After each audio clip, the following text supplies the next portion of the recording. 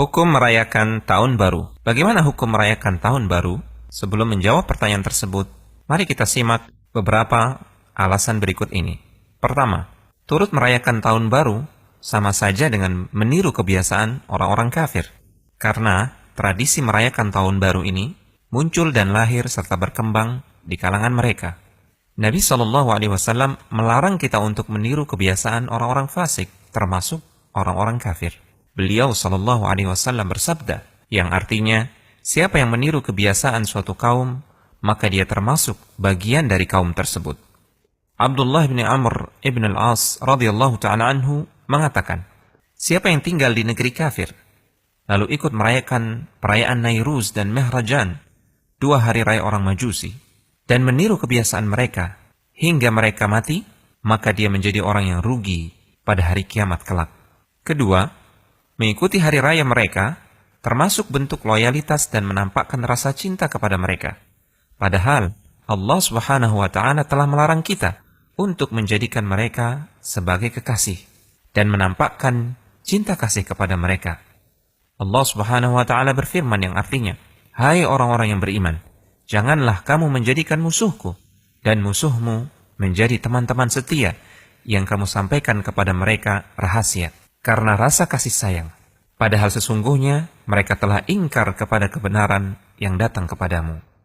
Ketiga, hari raya merupakan bagian dari agama dan doktrin keyakinan, bukan semata perkara dunia dan hiburan. Ketika Nabi SAW datang ke kota Madinah, penduduk kota tersebut merayakan 2 hari raya, Nairuz dan Mehrajan. Beliau pernah bersabda di hadapan penduduk Madinah, saya mendatangi kalian dan kalian memiliki 2 hari raya, yang kalian jadikan sebagai waktu untuk bermain dan hiburan. Padahal Allah Subhanahu wa Ta'ala telah menggantikan 2 hari raya terbaik untuk kalian, yaitu Idul Fitri dan Idul Adha. Perayaan Nairuz dan Mehrajan yang dirayakan penduduk Madinah, isinya hanya bermain-main dan makan-makan.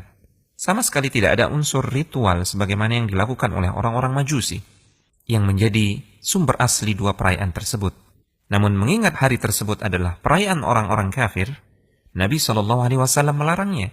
Sebagai gantinya, Allah berikan 2 hari raya terbaik, Idul Fitri dan Idul Adha.